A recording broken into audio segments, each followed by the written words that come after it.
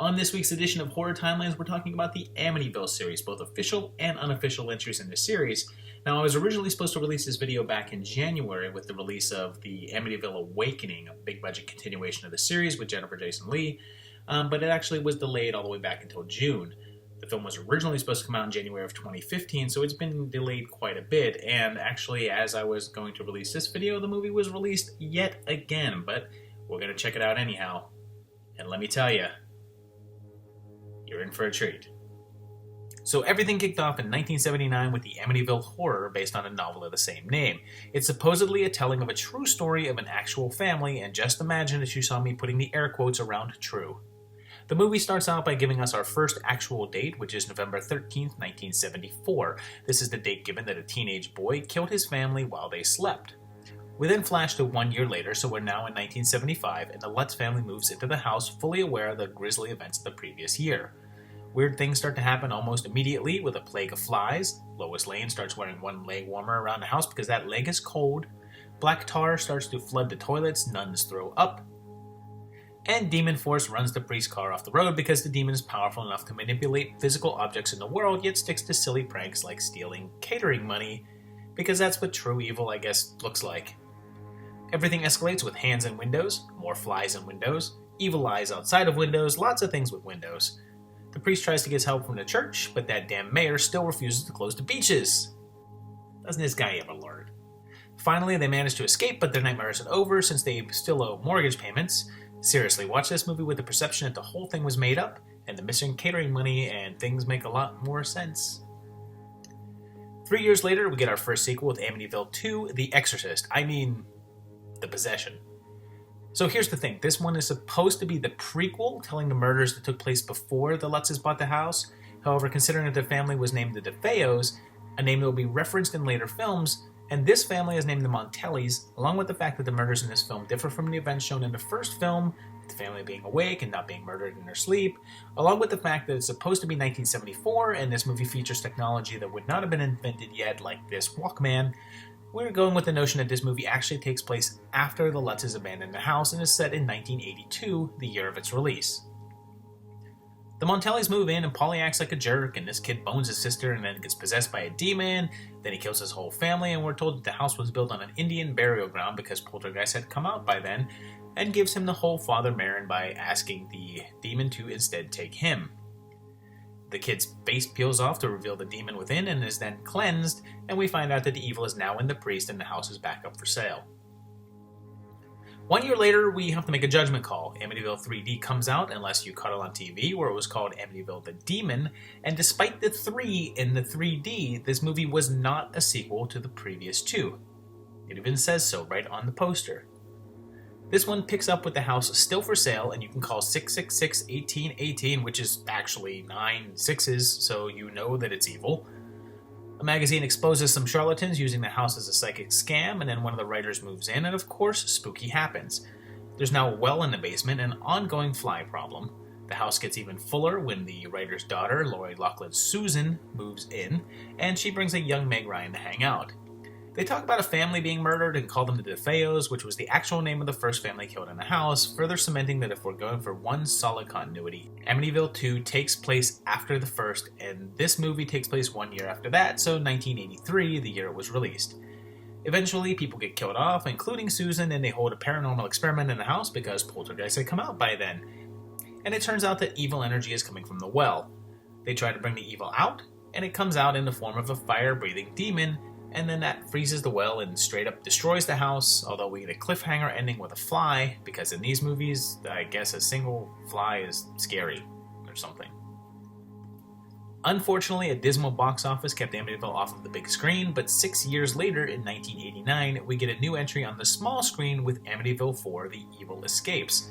Now, this title creates some problems, since the last one went so far out of its way to tell us that it wasn't a sequel to parts 1 and 2, but let's face it, it was. So hey, part 4 now. The beginning of the film shows a group of priests trying to exorcise the still surprisingly intact house when the evil enters a nearby, I guess, lamp is what that's supposed to be. The fact that the house is not destroyed makes this timeline a little odd. It's possible that this one takes place before 3D, at least the opening part, although the fashions and technology don't exactly match up. So let's keep it in the current year of 1989, and I'll explain why in a bit. The lamp gets sold at a yard sale where it's bought as a gift. Gee, thanks, I guess, for this lamp thing. For this family in California.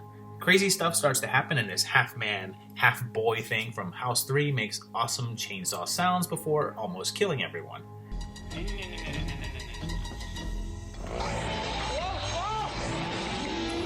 This one has a surprisingly high death toll for a TV movie, and it all wraps up with a senior lady literally chucking the lamp out of a window to its doom. But watch out for this still photo of a cat, which is only slightly scarier than a fly. Probably. Just 1 year later, we get the 5th entry of the series with 1990's The Amityville Curse, but it's unofficial, featuring a different house and very little connection to any previous events. A priest is killed and it flashes to 12 years later, so if we set the main film in current 1990, the prologue is in 1978. There's only the slightest mention of the DeFeo murders and a bunch of people buying an old house to renovate and falling victim to the evil within. You can consider this an official entry by interpreting this as the first hint of the evil spreading into the whole town of Amityville, instead of a single house, and the story of the murders are now town legend. It didn't actually happen in the house that this film was set in. Here's an official Amityville Curse drinking game. Drink every time someone says Marvin's name. How did we get it so cheap, Marvin? Don't tell me a minor repair job, Marvin. Marvin? Yeah, Marvin. Marvin? Must be yours, Marvin. Just kidding, don't do that. You'll be dead by the half-hour point. About 2 years later, we get a new entry called Amityville 1992, It's About Time. And I don't even know where to start with this one. Jacob here brings home a clock that he bought off a guy in Amityville. Its mere presence causes his house to become an echo of the Amityville house. He says it came from one of the houses that they tore down for development, which insinuates that the house was still intact up until recently, so at this point, I think we have to write off the destruction of the house at the ending of Part 3 as either being symbolic, or the evil rebuilt the house itself, or someone rebuilt it right where it stood. I kind of like the notion that the house itself is a ghost house and basically christened itself back to normal. And that being said, we can presume that we're in present-day 1992 because the title says so. So Jacob has an ex-girlfriend that still helps take care of his kids, although they're still having sex. Although she has a new boyfriend who she also has sex in the house of her ex-boyfriend. That's kind of weird. Everyone goes a little crazy. This dog puppet attacks. There's a swastika for pretty much no reason. An old lady gets killed by a giant stork, and the daughter tries to bang her brother. Bear with me now. The daughter gets killed, the dad gets killed, the brother is transformed back into a child, and the ex-girlfriend is turned into an old lady before she destroys the clock and resets time, giving her a chance to destroy the thing before its evil can even start, and my head hurts. 1 year later, in 93, we get Amityville: A New Generation. We get a bunch of folks, including the not Downey Jr. half of Weird Science Jerks, and an American werewolf who lives in Patty's Pub. And a photographer finds himself in possession of an evil mirror from the house. Weird stuff happens, and John Locke investigates. The photographer has visions of the house, and we're told about a man named Bronner killing his family 26 years ago, who lived in the house and claimed he was possessed. This gravestone gives us the date of 1993, the current year, and Nurse Shea says that Bronner was committed in 1966, so the 26-year thing is a little off, and these murders predate the DeFeo killings in 1974. Lots of evil happens, leading our hero to destroy the mirror with a shotgun, which everyone assumes is part of an art show, but the mirror's silly face lights up, telling us that there's more to come. 4 years pass, and in 1997 we get Amityville Dollhouse. A family moves into a new house that's built on the foundation of a house that burned down, and inside he finds a dollhouse that looks suspiciously familiar and has working lights and a fireplace. A mouse gets under the dollhouse bed, which makes an actual giant mouse, and Zombie Dad shows up. We never know why the dollhouse is connected to the house in Amityville, but whatever. It's a sequel. Weird stuff happens, including stepmom lust, and the zombie dad just gets worse looking, and eventually they have to enter the haunted fireplace and fight a couple of demons who totally aren't silly looking at all. No. They're so cute. They burn the dollhouse in the fireplace, which destroys the house. The year is never given, so we're going with the current time, and this one is in 97. 10 years pass, and I guess it seemed like time for a remake, so in 2005 we get the Amityville Horror again. It starts right off with a date, setting us up in 1974, and we see the DeFeo murders happen again. It then tells us that it's 1 year later, so we're now in 1975, and Deadpool and Hit Girl move in. Weird stuff, of course, happens, and, Yeah. Babysitter. Anyway, Reynolds becomes way more unhinged, killing his own dog, but how serious can this demon be, really? I mean, it doesn't take any catering money. There is a redo of the classic Get Out scene and a big family face-off in the rain, and they win just by kind of boating away. So that's pretty much it for the official series. However, some low-budget companies then used the original novel to create their own spin-offs out of continuity and canon, similar to 90's Amityville Curse. The first of these is 2011's Amityville Haunting, released by Asylum. It starts off by reminding us of the 74 DeFeo murders and the Lutz family moving in 75, and states that they were there for 2 years. It then states that it's now 32 years later, so 77 and 32, that makes it 2009, and no, man, this is gonna be found footage. Yay. So the Benson family moves into the house that they don't never even bother to show on June 12th, 2008. Ah, well. Nice math movie. Bad stuff starts to happen, and I'm not just talking about the acting here, and worse things happen, and I'm still not talking about the acting. I wonder if Lori's the same way. Who cares? Eventually, the evil in the house kills everyone, and it mercifully ends, and I have to tell you guys, honestly, this is one of the worst things that I've had to watch for this entire channel. 2 years later, in 2013, the Amityville Asylum was released. It's another unauthorized sequel spinning out of the original novel. It starts in 1974, showing the DeFeo murders yet again, and then flashes ahead to 2013 in Amityville, Long Island, where everyone either has a British accent or sounds British doing a bad attempt at an American accent. Lisa gets a job at an asylum, and there's a patient X staying there, and it turns out the asylum is built on the spot that the house was before it was demolished. So if you want to, you can place this one in the original continuity many years after the house was destroyed, I guess. They try to give it a background, stating there was the spot where Native Americans who studied witchcraft were murdered, and then eventually someone sprays CGI blood all over the place by a shotgun. Anywho, cops kill Lisa, and the bad guy lives, and I have to tell you guys, honestly, this was one of the worst things I've had to watch for this entire channel. Another 2 years go by, and in 2015, another low-budget, unrelated entry appears with Amityville Death House. In the first 5 minutes, a woman becomes a spider, so we're already off to a better start.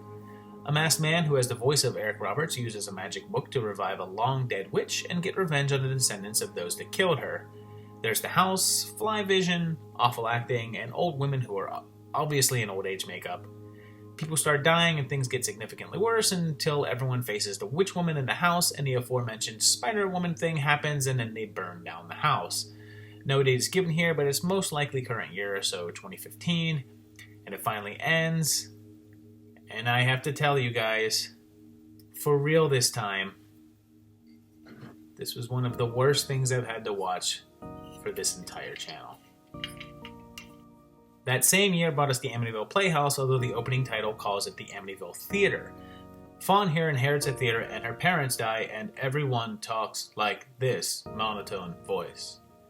Weird stuff happens. This poster tells us it's 2015. Demons, sacrifice, magic key, blah blah blah blah. And it's over. And I have to tell you guys, I am seriously doubting my life choices here. 2016 kicked off with Amityville Vanishing Point, which was apparently directed by an 18-year-old, and oh god, it's got belly dancers, spinning hand sculptures, awful cinematography, Lloyd Kaufman, bad prosthetic penises, and oh my god, I have to tell you guys, I know I've made some jokes on this video, but this is the worst thing I've had to watch for this entire channel. Scratch that. My entire life. And don't seek this out of some sort of curiosity of like, oh, how bad can it be? Just don't. 2016 brought us the Amityville Legacy from Sinister Studios, and okay, it's the house at least. We're in 1974 again with yet another version of the DeFeo murders, and then shows us that it's 40 years later, so we're set in 2014 here. Dad gets this creepy toy monkey as a gift, and weird stuff starts happening, and if you're noticing a trend, there's some really bad acting going on. And Dad goes insane because it turns out that the monkey is from the Amityville house and carries the curse. Eventually, Dad shoots everyone, leading to this guy getting a Kool-Aid stain on his shirt. Seriously, there's not even a hole in it. Everyone dies, the end. I have to tell you guys, blah blah blah, you get the point by now. Later in 2016, we get the Amityville Terror, which has yet another family moving into yet another house, and we find out about murders in the house, and weird stuff happens. There's bad CGI fire. They talk about a doctor who disappeared in 2004 and say he hasn't been seen in over a decade. So it's pretty easy to assume we're in real time here, and the film is set in 2016. There's more bad CGI and literally no connection to the Amityville saga. There is nothing here except similarity and the idea of a cursed house. Almost everyone dies and another family moves in, the end. Kill me, guys. That same month, Amityville No Escape was released. The opening credits tells us that the movie takes place in both 1997 and 2016, and damn, it's low-budget found footage. So, some stuff takes place in modern times, but they have VHS footage from 1997 with someone moving into a familiar-looking house in the old footage, while the modern footage follows people camping in the woods in Amityville, and if you manage to stay awake and make it through the acting, everyone dies and it finally ends. Just don't. So now we're in 2017 and we get Amityville Exorcism. We quickly find out a guy killed his family because he used cursed wood from the Amityville house to build a new one, and the curse has followed him and went into the new house. The typical shenanigans happen, and it ends with an exorcism, of course, and I guess it's 2017, but does it really matter? It's totally unconnected to the original series, except in passing mention, and I just don't know. I'm really second-guessing this entire channel right now. Outside of the film series, you can also check out a couple of documentaries, one of which called The Real Amityville Horror, and the other is called My Amityville Horror, both of which are based on the supposedly true events that the films were based on. So anyhow, that's it for this week's video. Please recommend me something better to watch in the comments below. Please let me know what you thought of this one. Please don't seek these movies out and watch them. You will regret it. I regretted it. And I got to give a lot more thought into what I'm going to put into these movies in the future and which franchises I'm going to do. But anyhow, please like it, subscribe it, let everybody know what you think about it, put it on your social medias, and don't watch these movies. I really can't say that enough. But anyhow, we'll see you next time. Thanks, guys. Bye-bye.